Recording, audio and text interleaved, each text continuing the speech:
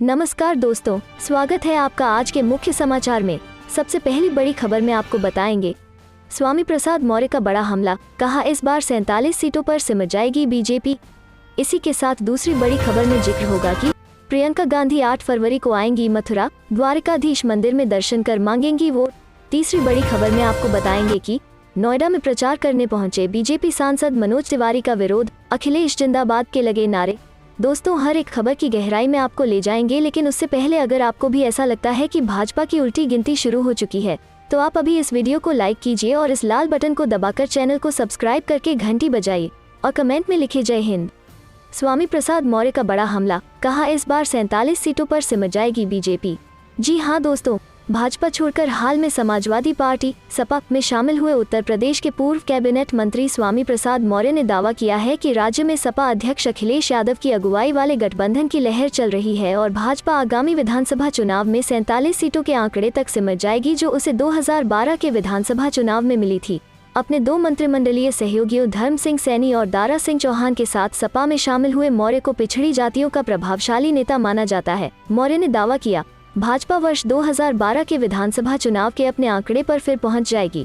सपा प्रचंड बहुमत के साथ सरकार बनाएगी और 10 मार्च के बाद भाजपा को पता चल जाएगा कि अन्य पिछड़ा वर्ग उसके साथ है या नहीं। भाजपा को वर्ष 2012 के विधानसभा चुनाव में 47 सीटें हासिल हुई थी, जबकि वर्ष 2017 के चुनाव में उसने 312 सीटों पर विजय प्राप्त की थी। सपा की अगुवाई वाले गठबंधन की सरकार बनने पर उन्हें उप मुख्यमंत्री बनाए जाने की संभावनाओं के बारे में पूछे जाने पर मौर्य ने कहा, मैं विचारधारा के साथ गरीबों, दलितों और पिछड़े वर्गों के लिए काम कर रहा हूं, न कि किसी राजनीतिक महत्वाकांक्षा के लिए। इस सवाल पर कि क्या भविष्य में अन्य पिछड़ा वर्ग का कोई नेता उप मुख्यमंत्री बनेगा, मौर्य ने कहा, यह इस बात पर चर्चा करने का वक्त नहीं है कि कौन उप मुख्यमंत्री या कैबिनेट मंत्री होगा। चर्चा का विषय यह है कि उत्तर प्रदेश को कैसे भाजपा के शोषण से मुक्ति दिलाई जाए और इस पार्टी को सत्ता से बाहर कैसे किया जाए। अपनी परंपरागत सीट पडरौना छोड़कर कुशीनगर जिले की ही फाजिलनगर सीट से चुनाव लड़ने जा रहे मौर्य शुक्रवार को अपना नामांकन पत्र दाखिल करेंगे। मौर्य ने इस बात से इनकार किया कि हाल में भाजपा में शामिल हुए पूर्व कांग्रेस नेता आरपीएन सिंह की धमकी की वजह से उन्हें पडरौना सीट छोड़कर फाजिलनगर से लड़ना पड़ रहा है। उन्होंने कहा, वो क्या चुनाव लड़ेंगे?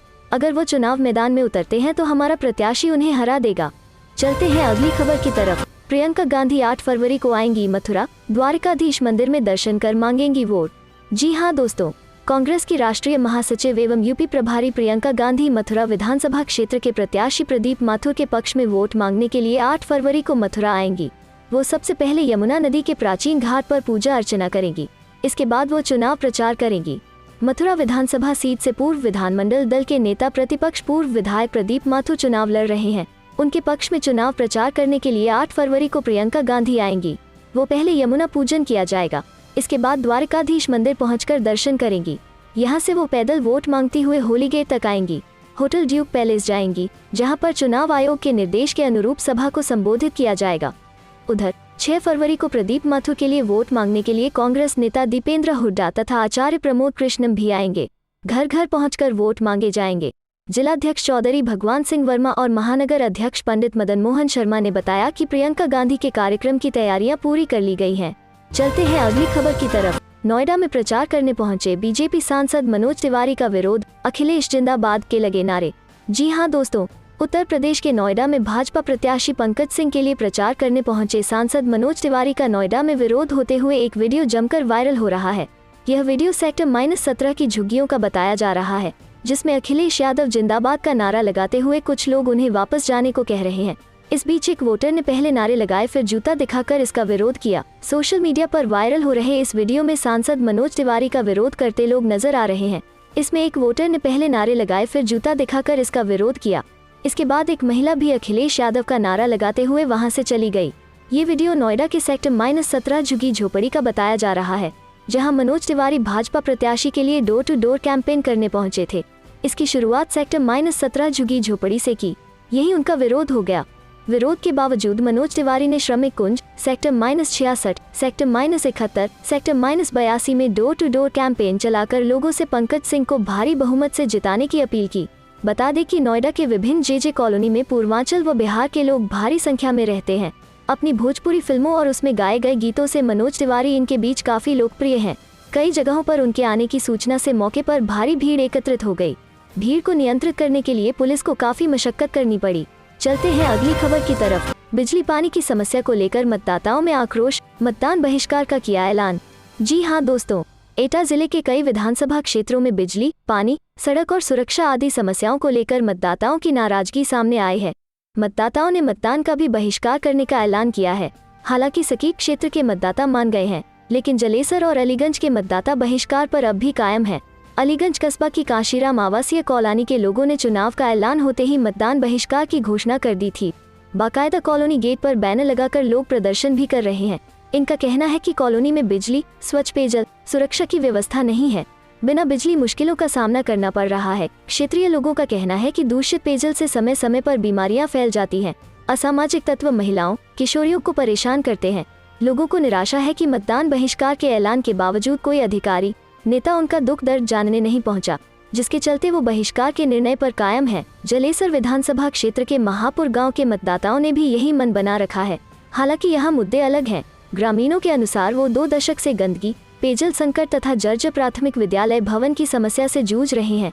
जिम्मेदारों की उदासीनता के चलते लोगों ने सामूहिक रूप से मतदान बहिष्कार का निर्णय लिया है। 21 जनवरी को लोगों ने जुलूस निकालकर विरोध प्रदर्शित किया था। एटा सदर विधानसभा सीट में सकीट ब्लॉक क्षेत्र के गांव कुल्ला हबीबपुर के लोगों ने भी 21 जनवरी को विरोध प्रदर्शन कर मतदान का बहिष्कार करने का निर्णय लिया था। यहां गांव के मुख्य मार्ग के जर्जर होने की समस्या है। हालांकि लोगों ने समझदारी दिखाते हुए अपना निर्णय बदल अब मतदान के लिए राजी हो गए हैं। महापुर के केशपाल सिंह ने कहा कि गांव में पेयजल की समस्या है। गांव वासियों ने चंदा कर 3 किमी दूर स्थित गांव करथिनी में नलकूप लगाया है, जहां से पानी भरकर लाते हैं। राजकुमार सिंह ने कहा कि गांव स्थित प्राथमिक विद्यालय काफी समय से जर्जर बना हुआ है, जो कभी भी दुर्घटनाग्रस्त हो सकता है। बच्चों को भेजने में डर लगता है। बीजेपी विधायक नितेश राणे को 4 फरवरी तक पुलिस हिरासत में भेजा गया। ये है मामला। जी हां दोस्तों, संतोष परब हत्या के प्रयास मामले में बीजेपी विधायक नितेश राणे को 4 फरवरी तक पुलिस हिरासत में भेजा गया है। सिंधुदुर्ग कोर्ट में लंबी जिरह के बाद आज कोर्ट ने नितेश राणे को 2 दिन की पुलिस कस्टडी में भेजने का आदेश दिया है। शिवसेना के कार्यकर्ता संतोष परब पर पिछले महीने हुए सिंधुदुर्ग जिला बैंक इलेक्शन के दौरान हमला हुआ था। जानलेवा हमले के आरोपियों के मुताबिक हमला नितेश राणे के कहने पर किया गया था, जिसके बाद नितेश राणे पर एफआईआर भी दर्ज की गई थी। पुलिस इस मामले में नितेश राणे से पूछताछ करना चाहती है। नितेश राणे एंटीसिपेटरी बेल के लिए सुप्रीम कोर्ट तक पहुंचे, लेकिन उन्हें राहत नहीं मिल पाई और अब सिंधुदुर्ग कोर्ट ने 2 दिनों के लिए नितेश को पुलिस रिमांड में भेज दिया है। चलते हैं अगली खबर की तरफ। राकेश टिकैत ने कहा, बजट से किसान का नहीं, कॉर्पोरेट मित्रों को होगा लाभ। जी हां दोस्तों, बजट 2022 पर प्रतिक्रिया करते हुए भाकियू प्रवक्ता राकेश टिकैत ने कहा कि वित्त मंत्री के भाषण से स्पष्ट है कि यह बजट खेती के लिए नकारात्मक है। खेती में वित्तीय आवंटन को कम किया गया है। किसानों की आय दोगुनी करने, किसान सम्मान निधि के आवंटन में वृद्धि न करना, फसल बीमा योजना के लिए आवंटन कम करना, फसलों की खरीद के लिए प्रधानमंत्री आशा स्कीम में आवंटन घटाना, पराली न जलाने हेतु आवंटन को खत्म करना, एग्रीकल्चर इंफ्रास्ट्रक्चर फंड को कम करना, खेती में प्रयोग होने वाली वस्तुओं जैसे बीज, कीटनाशक, खरपतवार नाशी, ट्रैक्टर सहित कृषि यंत्रों, पशुओं व पोल्ट्री फीड आदि में जीएसटी की दरों में राहत न देने आदि से स्पष्ट है कि कृषि की बजट में इतनी उपेक्षा आजाद भारत के इतिहास में कभी नहीं हुई है। किसानों के लिए बजट रूटीन प्रक्रिया का हिस्सा है। इससे किसानों का कल्याण संभव नहीं है। इस बजट से यह भी स्पष्ट है कि सरकार किसानों से बदले की भावना से कार्य कर रही है। बजट में केवल अमृत महोत्सव, गतिशक्ति, ई विधा जैसे शब्दों का मायाजाल है। कृषि में पूंजी निवेश के माहौल के लिए कोई योजना नहीं है। कृषि आवंटन का बड़ा हिस्सा तनख्वाह, किसान सम्मान निधि व ब्याज की सब्सिडी पर खर्च होगा। इसमें नया कुछ भी नहीं है। जो मिल रहा था बजट में उसे भी कम कर दिया गया है। चलते हैं अगली खबर की तरफ। न्यायपालिका, चुनाव आयोग, पेगासस आवाज मिटाने के साधन, राहुल गांधी का सरकार पर आरोप। जी हां दोस्तों, कांग्रेस नेता राहुल गांधी ने बुधवार को लोकसभा में राष्ट्रपति के अभिभाषण पर धन्यवाद प्रस्ताव में कहा कि राष्ट्रपति अभिभाषण में बेरोजगारी पर एक भी शब्द नहीं था। रोजगार को लेकर केंद्र पर निशाना साधते हुए कांग्रेस के पूर्व अध्यक्ष ने कहा कि देश का युवा रोजगार मांग रहा है। आपकी सरकार रोजगार देने में असमर्थ है। पिछले साल 3 करोड़ युवाओं ने रोजगार खो दिए। 50 साल में सबसे ज्यादा बेरोजगारी आज है। कांग्रेस नेता राहुल गांधी ने सरकार पर न्यायपालिका, चुनाव आयोग और पेगासस स्पाईवेयर का इस्तेमाल राज्यों के संघ की आवाज को नष्ट करने के उपकरण के रूप में करने का आरोप लगाया। कांग्रेस नेता राहुल गांधी ने राष्ट्रपति के अभिभाषण पर बहस के दौरान संसद में कहा कि अब 2 अलग अलग भारत हैं, एक अमीरों के लिए और दूसरा गरीबों के लिए। उन्होंने कहा, दोनों के बीच की खाई चौड़ी हो रही है। उन्होंने कहा, राष्ट्रपति के अभिभाषण में किस बारे में नहीं बताया गया। मुझे लगता है कि 3 मूलभूत चीजें हैं। पहला यह विचार है कि दो भारत हैं, एक भारत नहीं। एक बहुत धनी लोगों के लिए है, जिनके पास अपार दौलत है और जिन्हें नौकरी की आवश्यकता नहीं है। दूसरा है गरीबों के लिए। राहुल गांधी ने लोकसभा में कहा, आप मेड इन इंडिया के बारे में बात करते हैं। मेड इन इंडिया अब संभव नहीं है। आपने मेड इन इंडिया को बर्बाद कर दिया है। आपको छोटे और मझोले उद्योगों का समर्थन करने की जरूरत है, वरना मेड इन इंडिया संभव नहीं है। छोटे एवं मझोले उद्योग ही रोजगार पैदा कर सकते हैं। उन्होंने कहा, आप made in India, startup India इत्यादि के बारे में बात कर रहे हैं और सिर्फ बेरोजगारी बढ़ रही है। उन्होंने कहा कि आप ये मत सोचो कि जिस गरीब हिंदुस्तान को आप बना रहे हो ये चुप बैठा रहेगा। ये चुप नहीं बैठा रहेगा। इस हिंदुस्तान को दिख रहा है कि आज हिंदुस्तान के 100 सबसे अमीर लोगों के पास हिंदुस्तान के 55 करोड़ लोगों से ज्यादा जायदाद है। ये नरेंद्र मोदी जी ने किया है।